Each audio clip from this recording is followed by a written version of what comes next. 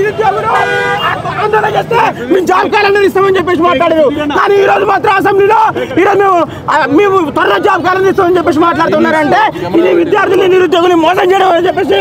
Assembly budget సంబంధించి నిరసనలు వ్యక్తమవుతున్నాయి. ప్రెసెంట్ PYL మనతో ఉన్నారు, మాట్లాడతాం. PYL డిమాండ్ చేస్తా ఉన్నాం. 30% బడ్జెట్ కేటాయించాలి. ఇప్పుడు నడుస్తున్న అసెంబ్లీ సమావేశంలో సవరణ చేయాలి. 30% బడ్జెట్ కేటాయించాలి, లేకపోతే పెద్ద ఎత్తున ఆందోళన చేస్తామని చెప్పేసి ఈ విధంగా మేము తెలియజేస్తా ఉన్నాం. లేకుంటే వేలాది మంది విద్యార్థులతో యువకులతో అట్లాగే జాబ్ క్యాలెండర్ను విడుదల చేయాలని చెప్పేసి మేము PDS డిమాండ్ చేస్తా ఉన్నాం. లేకపోతే వేలాది మందితో ఉద్యమాలు ఇంకా ఉధృతం చేస్తామని చెప్పేసి ఈ సందర్భంగా తెలియజేస్తాం. మా స్కాలర్షిప్ ఇవ్వాలి. కాలేజీలో పిల్లలకి ఇబ్బంది అవుతుంది, ఫీజులు కట్టక. స్కాలర్షిప్ ఇప్పుడు 10 సంవత్సరాల కానీ స్కాలర్షిప్ లేవు. మళ్ళీ ఖాళీ ఉన్న పోస్టులను భర్తీ చేయాలి.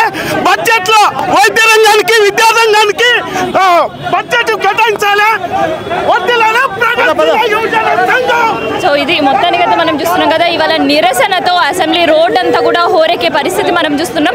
కంప్లీట్గా బడ్జెట్కి సంబంధించి అంటే తెలంగాణ రాష్ట్రానికి కాంగ్రెస్ సర్కార్ వచ్చిన తర్వాత విద్యా రంగం పైన బడ్జెట్ నిల్ అనే ఒక నినాదాలు అయితే మనకు కనిపిస్తున్నాయి.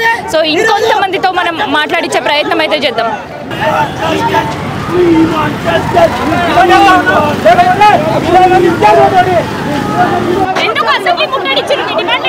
విద్యారంగానికి 30% నిధులు కేటాయించాలి.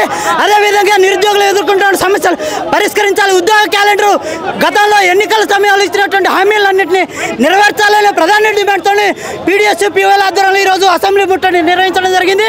కానీ రేవంత్ రెడ్డి ఈరోజు PDS PYL చేస్తున్నటువంటి ఆందోళన కార్యక్రమాలను దృష్టిలో పెట్టుకొని ఎక్కడికక్కడే అరెస్ట్ చేశారు.